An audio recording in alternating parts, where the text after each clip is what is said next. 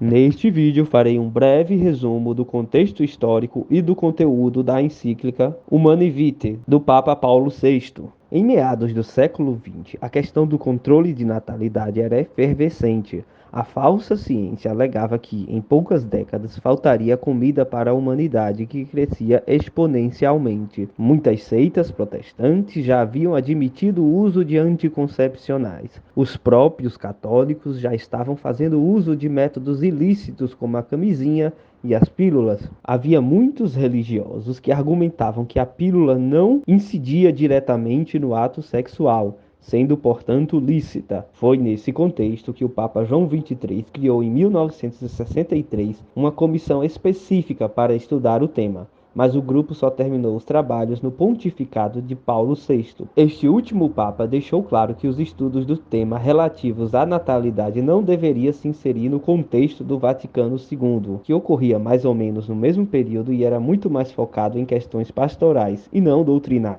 A comissão pontifícia em questão não era composta apenas de religiosos, mas incluía também médicos, psiquiatras, demógrafos, sociólogos, economistas e casais. Sendo um grupo de trabalho confidencial, muitas coisas não foram reveladas. Porém, sabe-se que a maioria dos membros estava a favor de mudar o ensinamento tradicional sobre a anticoncepção, sendo sabido também que haviam recomendado isto ao Papa em 1967. Houve até vazamentos de alguns dos trabalhos da comissão, o que fez a imprensa da época entrar em delírio com a possibilidade de conseguir destruir o ensinamento tradicional da Igreja. Também em 1967, em um sínodo, o Papa pediu um levantamento sobre a opinião dos 200 bispos presentes a respeito da contracepção. Apenas 26 responderam, sendo que 19 foram surpreendentemente favoráveis ao uso da pílula anticonceptiva. Entre a minoria contrária aos novos métodos estavam o venerável arcebispo americano Fulton Sheen e o então arcebispo da Cracóvia, ou seja, o futuro Papa São João Paulo II. Quanto à encíclica em si, ela começa dando um breve contexto das dúvidas do momento,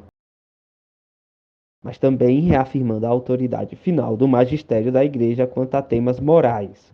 Nos capítulos seguintes, a encíclica é um banho de água fria naqueles que imaginaram que a Igreja ia mudar sua posição quanto aos anticoncepcionais. Há uma forte reafirmação do caráter sacramental e divino do matrimônio, enaltecendo as características de um casamento santo e sadio. O amor entre os cônjuges deve ser fiel, exclusivo e fecundo.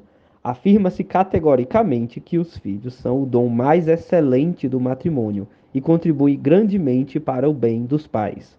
Apresenta-se um tópico exclusivo para denunciar as vias ilícitas para a regulação dos nascimentos. Começa falando da imoralidade do aborto. Segue denunciando a esterilização perpétua ou temporária do homem e da mulher, o que abarca a vasectomia e a laqueadura, que eram cada vez mais corriqueiros naquele tempo. Por fim, fala-se dos meios anticoncepcionais como a camisinha e a pílula.